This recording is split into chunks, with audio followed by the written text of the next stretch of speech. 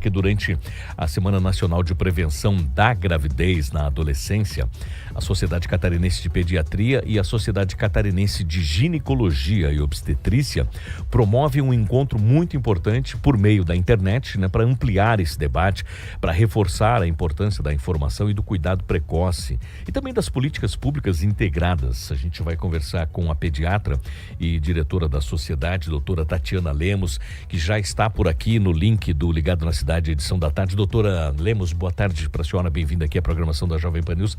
A gente sabe que essa questão da gravidez na adolescência, até sob um olhar de uma outra ciência, vamos falar aqui da psicologia, vamos falar aqui da psicanálise também, não é apenas um acontecimento biológico, né? A gente sabe que é um ato que é carregado de sentidos inconscientes, né? E que o indivíduo, no caso a menina, né, ela não vai saber elaborar exatamente o que está acontecendo com ela.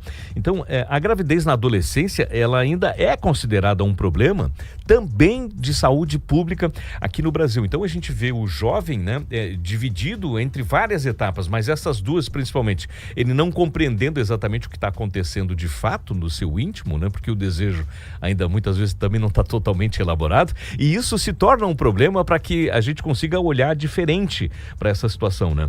Mesmo com redução gradual dos números dos últimos anos, ainda é preocupante o número de casos no país, né?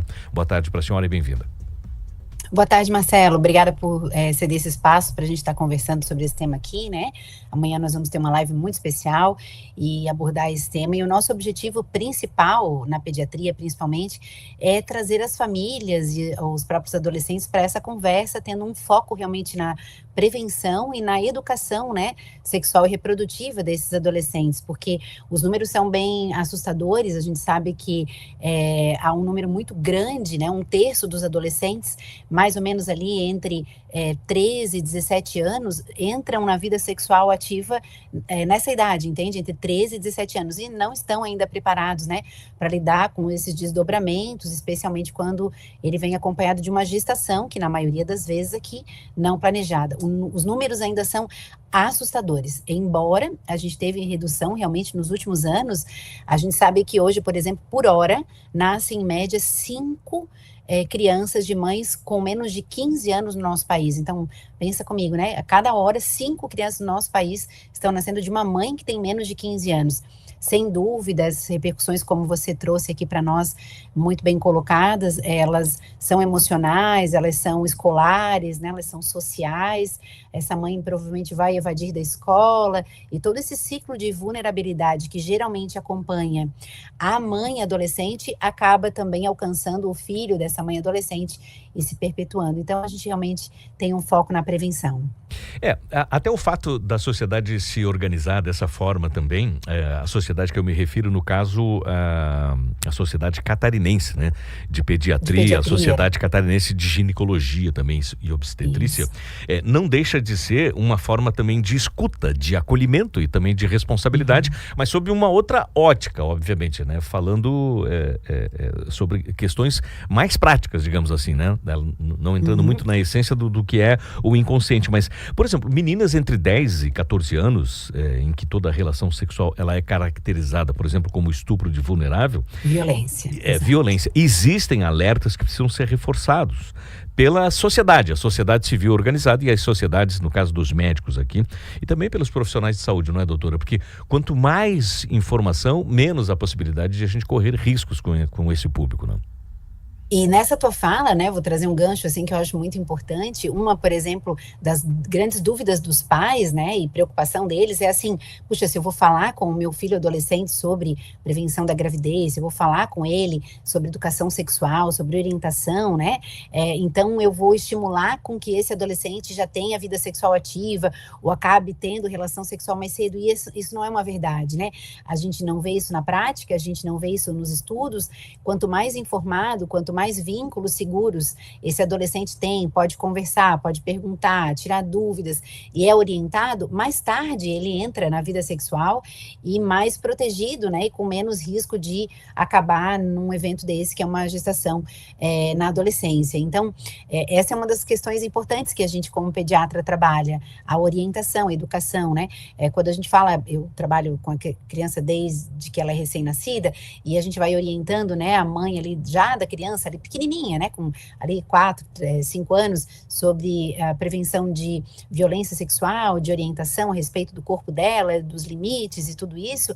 Então, isso às vezes traz estranheza para alguns pais, mas é justamente informando, orientando desde cedo, claro, para cada faixa etária, respeitando essa capacidade de compreensão deles, que eles vão estando mais protegidos. Mas ali na adolescência, né, a gente vai tendo realmente a necessidade mais urgente de informar, acolher, ouvir e orientar esses adolescentes a estarem protegidos, tanto das doenças que acabam vindo de uma relação sexual nessa idade desprotegida, né? A gente aqui em Santa Catarina tem, por exemplo, altíssimos índices de sífilis na gestação, e especialmente entre os pais ali adolescentes, menores de 19 anos. E quanto mais informados, mais protegidos e menos eventos de gravidez na adolescência a gente vai ter. E toda a gestação, né, toda a relação sexual com menor de 14 anos é considerado estupro de vulnerável. Então veja que isso é muito sério, né? Muito bem, são 4h52, 4h52. A doutora Tatiana Lemos, pediatra e diretora da Sociedade de Ginecologia, Sociedade Catarinense... De Pediatria. E de Pediatria, melhor dizendo, né? Porque, na verdade, são duas instituições que estão unidas, né, para organizar esse encontro que vai acontecer. Acontece amanhã, na terça-feira, não é, doutora?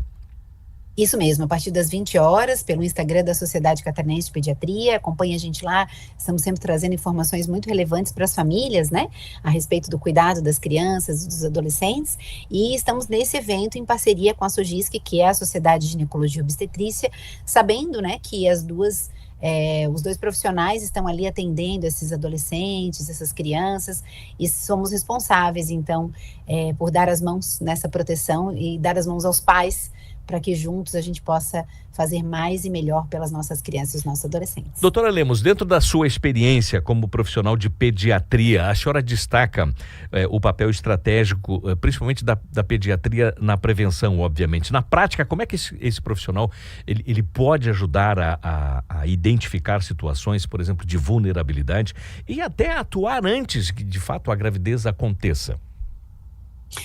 A gente percebe que o adolescente, normalmente, ele começa a dar sinais com mudança de comportamento, né? É muito comum que eles não falem, que eles estejam num período que às vezes procuram amigos e outras referências até para conversar, e ali na consulta a gente procura trazer isso, né? Alguns sinais de desinteresse escolar, tristeza, mudança de comportamento, essas crianças, por exemplo, que são frutos de famílias, né, que vivem em famílias também que têm uma desconexão, que não têm uma estrutura muito segura de saúde, crianças que muitas vezes já passaram por outros vínculos de família, abrigo, então tudo isso a gente está sempre monitorando, acompanhando e orientando. Durante a consulta mesmo, a gente vai fazendo perguntas e examinando, perguntando se tem mais dúvidas. A menina, né, quando passa ali pela menarca, explicando que a partir desse momento, da primeira menstruação da menina, ela já pode engravidar, e aí já vamos trazendo esse assunto, né, e sempre procurando perguntar, conversar. Nós sabemos que a partir do momento que ele é adolescente, a legislação permite, inclusive, que esse adolescente tenha momentos a sós com o pediatra na consulta, se isso for necessário. O nosso objetivo sempre é unir família, saúde e o adolescente, né? Então, sempre juntos, conversando, orientando, acolhendo, respeitando a individualidade, né? Os valores de cada família, isso é muito importante. Mas a gente vai trazendo esses assuntos à tona. Em algumas vezes, o adolescente, se ele procura a gente também pode ouvi-lo, sabendo que qualquer situação de risco de vida, né, ou de alguma coisa no sentido suicídio, alguma coisa assim, esse sigilo realmente é quebrado e chamado os pais. Mas, inclusive, os adolescentes, eventualmente, em alguma situação onde eles não encontrem esse espaço, né, de proteção e eles precisem da orientação, eles podem, inclusive, procurar também o seu pediatra para estar conversando a esse respeito. Doutora, para a gente encerrar aqui, agradecendo muito a gentileza da sua participação, dos esclarecimentos, desta luz imensa que a senhora nos ajuda a colocar por sobre o assunto, porque é uma questão cultural, mas a gravidez na adolescência, a gente sabe que ela é multifatorial, né?